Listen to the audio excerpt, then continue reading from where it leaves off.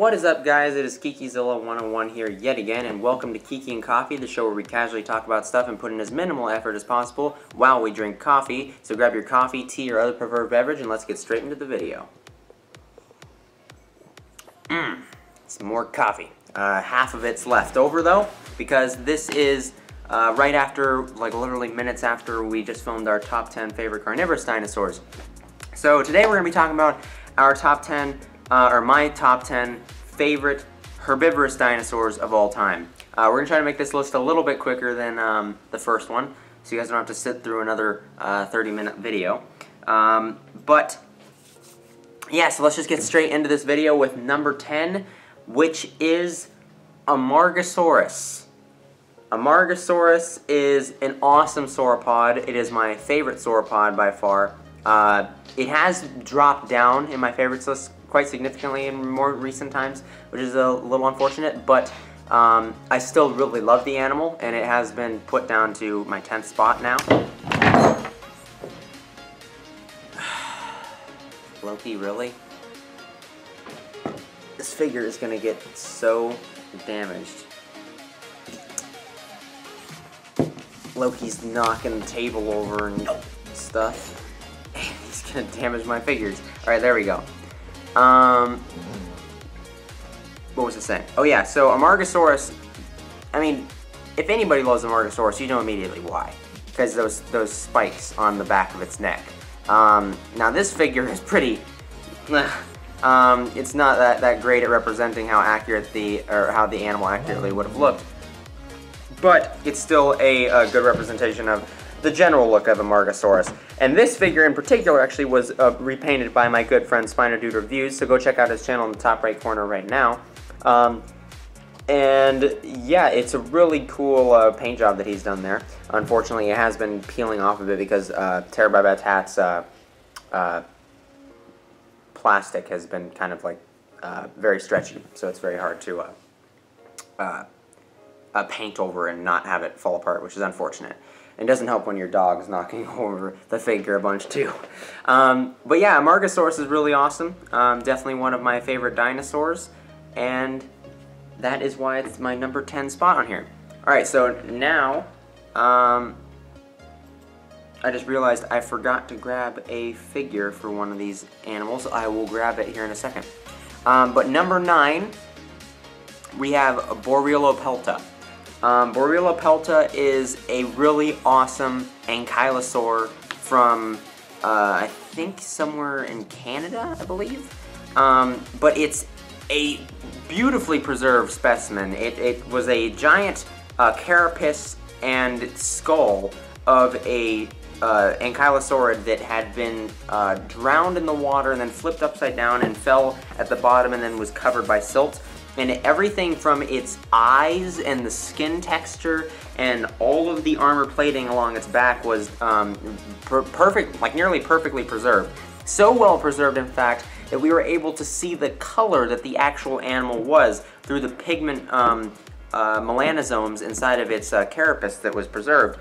And it had a beautiful red color. This Ankylosaurid, which we usually would think of drab, you know, just armored, dumb animals, had a beautiful, vibrant red color on it, which is just amazing to think about, and proves to you that dinosaurs were a lot more colorful and interesting looking than people give them credit for, and really makes you wonder what other colors dinosaurs could have been if something like an Ankylosaurid could have been a bright red color, which is really awesome. Now, before we move on to number 8, I need to go grab the figure because I forgot to grab it.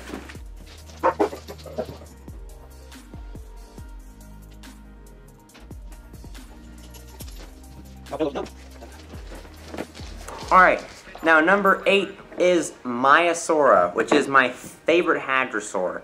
And this is probably an unexpected one for a lot of people, unless you join in on some of my live streams, you might know. Sorry, I was running down the stairs, running out of breath here. But the simple reason why I love this figure, the figure too, I mean, this is the Carnegie set, 1955, the Carnegie Maiasaura set. With the nest and mother. But that is the reason why, is this is a perfect depiction it's just amazing to think that these animals were such great parents, and they'd sit there and take care of their young. The reason we know this is because we actually found these huge nesting sites where there's these nests laid out among each other with the exact same length in between each nest, or distance between them. I think is around 25 feet, which is about the length of an adult Maiasaura. So clearly leaving just enough space for the adults to maneuver and lay down between the nests. And the actual nests had young babies inside them, which had such underdeveloped legs and weak legs for their size that they actually probably couldn't stand for the first like couple weeks of actually being hatched, meaning that they were nest ridden, stuck in their nests. And we found that there was actual plant material in the nests with the babies. The reason that this was so well preserved is because all of these nests were here and all of these parents were taking care of their kids at the exact same time, while all of a sudden this big flood came in and wiped out the whole nesting site and encased all of the baby dinosaurs and the nests with it, and unfortunately a lot of them died, but we got to have beautifully preserved fossils. And even more interestingly is that these were layered on top of one another. There was multiple layers of this event happening multiple times in a row, so either these Maiasaura were very unlucky and they kept getting hit by these floods, or they just didn't know to, or they didn't learn their lesson and didn't move nesting locations because they kept having the same thing happen to them. But it's really awesome to think of that these parents would take care of their babies like that, and it's just one of the most precious imageries that I can think of in prehistory, and is definitely the main reason why I love Maiasaura. And if you guys don't know, the name Maiasaura means the good mother lizard, so that should be an indicator. Alright, now moving on to number 7 is Leonaura. You guys may know Leonaura from the 5th episode of Walking with Dinosaurs. They're also the same one where that Australorpinator, aka Polar Allosaur, was represented. And Leonaura are just really adorable little ornithopods, and they possibly even could have been covered with some proto-fuzz to keep them warm during the cold winter nights from where they lived in Australia back in the time. Australia was a very different place in the early Cretaceous. And it's really cool just to think of them in like all fuzzy and all warm with these big old cute eyes inside of this winter wonderland, possibly with a the southern lights up and illuminating the sky while they're there. I mean, just like this picture that I love of Leonaura so much. Leonaura are really cool animals to think about, and I just really love them. So they're one of my favorite ornithopods. Now moving on to number 6 is Einiosaurus. Einiosaurus is one of my favorite ceratopsians of all time. I just love this this wonderful, interesting nasal horn, which is curved forward, which clearly is not very useful for combat at all, and was more for display. Which is something that we had speculated a lot of the ceratopsians' heads were used for anyways. But in this case, definitely was for display and not for combat, because there's not a convenient way of using something like that. Now, Einiosaurus, besides the head shape, also lived inside of Canada, like lower reaches of Canada and stuff, and so possibly could have lived alongside things like Albertosaurus and lived inside the snow, and so it is another reason that I like it, because I'm a snow boy. I like my snow dinosaurs, as you guys are probably learning by now. Onto our second list now. Now, number 5 is another ceratopsian, which is Pachyrhinosaurus. I love Pachyrhinosaurus. Pachyrhinosaurus is really cool. It's got that awesome boss on its head, which if you guys don't know what that's the term that they use for the large growth that's almost like the nasal horn of the Pachyrhinosaurus, which is on the head. It's got that big bulky thing there that's called a boss. And these animals for sure would have lived alongside Albertosaurus and most likely would have seen snow at least part of the year, may have migrated away from it, but they would have seen it at some point. And it's just really cool to think of something like that. These massive, they're actually some of the biggest ceratopsians we know of. And we also know that they lived in huge herds, massive herds. I mean, they have some of the best evidence for possibly the largest herds out of any of the ceratopsians we know of. We've found holes and pits of them in the hundreds, possibly thousands. They lived in huge numbers, massive numbers, and it's incredible to think about. Just think of this wall of migrating Pachyrhinosaurus, almost like a water buffalo or a wildebeest in Africa nowadays. It's really fantastic imagery to think about.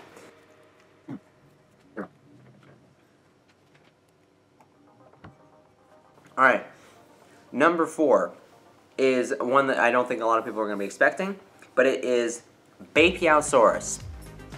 Bapiosaurus is one of the smallest therizinosaurs we have discovered. It was about like 4 feet long or something like that. It was very small. May have been 6 feet long, actually, now that I'm thinking about it. It was a very small animal, but it also lived in the Yixian Formation alongside Eutyrannus, and in the cold, in the snow. We know that there was snow there, which is a really interesting environment, and so yet again, for very similar reasons, I love Bapiosaurus.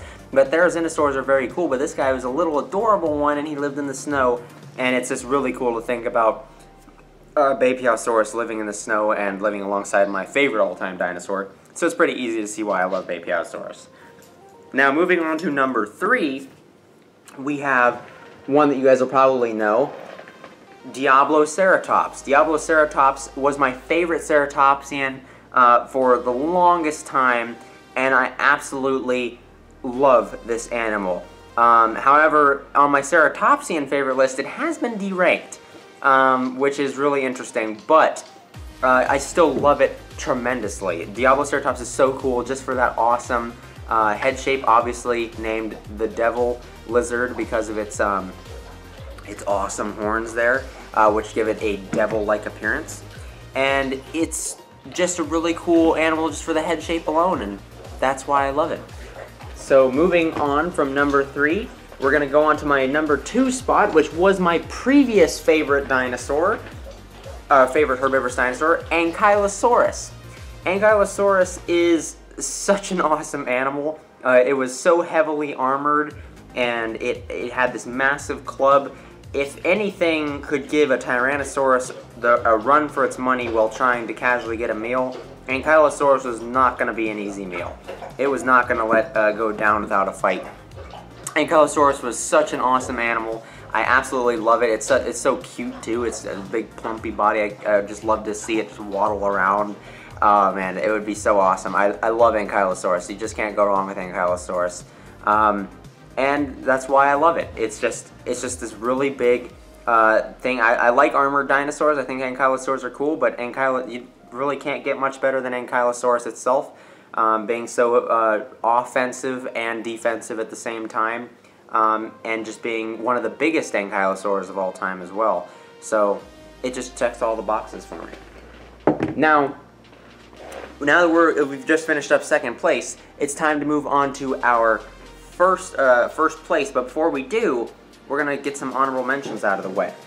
So, honorable mentions, we have Diplodocus. Diplodocus is an awesome sauropod and one of my favorite dinosaurs. It's been one of my favorite sauropods for the longest time now, and I absolutely love it. Diplodocus is so cool. It's got a huge, long body, and it's also from the Morrison Formation, so I'm very familiar with it, and I think it is just an awesome, awesome animal. Alright, sorry guys, I had to restart the clip because we were running out of SD room, but I just deleted some old videos on it. Alright, so now, another honorable mention we have is Takasaurus. So Takasaurus is just adorable. For some reason, I've always had a soft spot for Takasaurus. I was never really always open to admitting it, but I just love Takasaurus. And now I can't say it enough. Just Takasaurus is really adorable. Unfortunately, it didn't make the top 10 list, but I think it's just an adorable animal to think about. And it had really cool quills, so that's always awesome too. And now that I'm thinking about it, I may even be starting to like it more than Amargasaurus, so it may eventually derank it and come down onto the top 10 list. So there you go. And our final honorable mention is Stegosaurus, which is my favorite Stegosaurid, which is also one of the most unique and interesting Stegosaurids, ironically, because it's the type genus and species for the entire family group. But Stegosaurus is just really awesome with those awesome plates, and I've started to love it even more now that we have evidence for sexual dimorphism, even though we're not completely sure exactly which sex is which. We have a very good idea for Stegosaurus, not Stenops, it's, I forget what its name is. It's the other species of Stegosaurus that is the one with sexual dimorphism that we have studied. And yeah, so Stegosaurus, you just can't go wrong with it. Now, moving on to my number 1 spot. Some of you guys are going to be very surprised, I think, because I tend to not really like super popular dinosaurs. I tend to like some other ones, but this one is very cool, and it actually just recently deranked Ankylosaurus, and that is Triceratops itself.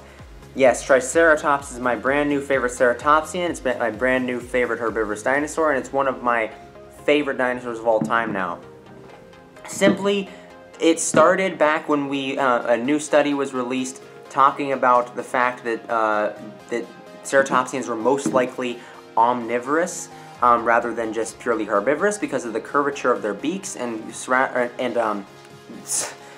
Triceratops in particular had some of the most curved beaks of the ceratopsian group, meaning that it was probably the most carnivorous out of all of them.